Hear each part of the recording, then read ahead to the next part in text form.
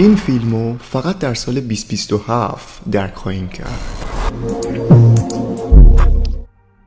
یه پیج نچندان معروف در اینستاگرام تقریباً 3 هفته پیش این فیلمو برای اولین بار آپلود کرد و زیرش نوشت این فیلم برای سال 2027 و الان هیچی ازش نمیفهمیم، که بعد یه هفته مردم واقعاً ذهنشون درگیر این فیلم شد. اوایل خیال میکردن آره این یه فیلم مسخره ساده است که با تایتلش فقط میخواسته جلب توجه کنه و اصلا داستان دارکی پشت خودش نداره، اما یه عده بودن که واقعا نتونستن راحت از این میمه بگذرن، چون اگه با نگاهی عمیق به جزئیات این فیلم نگاه کنید پیغام هایی از گذشته و آینده بهتون میده که باعث شد مردم یکم جدی تر با این فیلم برخورد کنن. افرادی رو توی کامنت ها دیدم که ادعا داشتن این فیلم یه خبر و پیشبینی خیلی بد از سال 2027 رو قراره بهمون بده، اما من و شما حالا درکش نمی کنیم و اگه بفهمیم داستان اصلی این میم چیه واقعا ممکنه در برابر همه چی تسلیم بشیم. این میم که به میم سال 2027 معروفه، علاوه بر حس ترسی که بهتون منتقل میکنه داستانای عجیبی هم تا حدی پشت خودش داره و اینم اضافه کنم که این داستانایی که قراره با هم بررسی کنیم راجع به این میم فقط در حد تئوری و نظریه است، اما با عقل شدید جور در میاد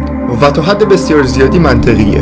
اگه به ظاهر این پرنده که هر چند ثانیه یه بار تغییر میکنه دقت کنید متوجه چیز خاصی نمیشید. منقارش شما رو یاد چیزی نمیندازه؟ درسته، یه گذشته سیاه، یه گذشته مرگبار که شاید ربط چندانی نداشته باشه، ولی وقتی کنار هم قرار بدیم جزئیاتو واقعا ربط پیدا میکنه.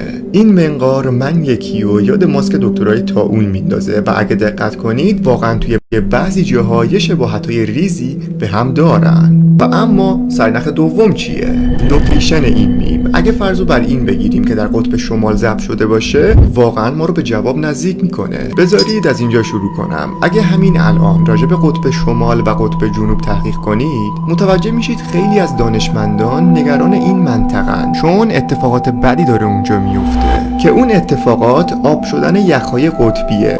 حالا آب شدن یخ‌های قطبی چه ضرری واسه ما داره؟ دانشمندان طبق تحقیقاتی که انجام دادن به این نتیجه رسیدن که در داخل خیلی از یخ‌های قطب شمال ویروس‌های اونجا منجمد شده و خوابیده که اگه یخ‌ها آب بشن این ویروس‌ها آزاد میشن، فعال میشن و به مرور زمان میان سمت ما انسانا. خیلی از سایت‌های خارجی، ایرانی و خیلی از محققا بر این باورن که احتمال واقعی بودن ویروس زامبی و قرار داشتن این ویروس در یخ‌های قطبی خیلی زیاده. Now we have a different concern altogether. It is the release of dangerous ancient microbes buried deep under the permanent frozen zone. سرنخ اول که ماسک دکتر طاعون بود. این ماسک و داستان ویروس‌های داخل یخ‌های قطبی واقعاً به هم ربط دارن. داستان طاعون رو همتون میدونید چیه.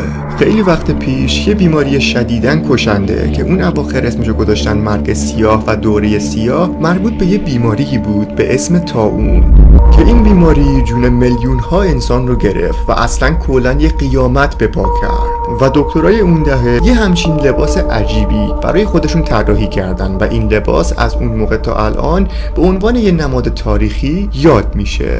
و حالا بیاین اینا رو کنار هم بذاریم. اگه بخوایم داستان این میم رو منطقی جلو ببریم که یکم با عقل جور در بیاد میشه به این نتیجه رسید که این میم داره بهمون راجع به یه ویروس مرگبار که امکان داره در سال 2027 به دلیل آب شدن یخ‌های قطبی آزاد بشه رو بهمون میفهمونه. که خب همین 3 سال پیش یادتونه که داشتیم با چه ویروسی دست و پنجه نرم می‌کردیم، چه همه آدمو کش و حتی خیلی از کتابا و خیلی از فیلم‌ها مثل سیمپسون ها اون ویروس رو پیش بینی کرده بودن. و حالا اگه این میم یه پیش بینی از آینده باشه چی؟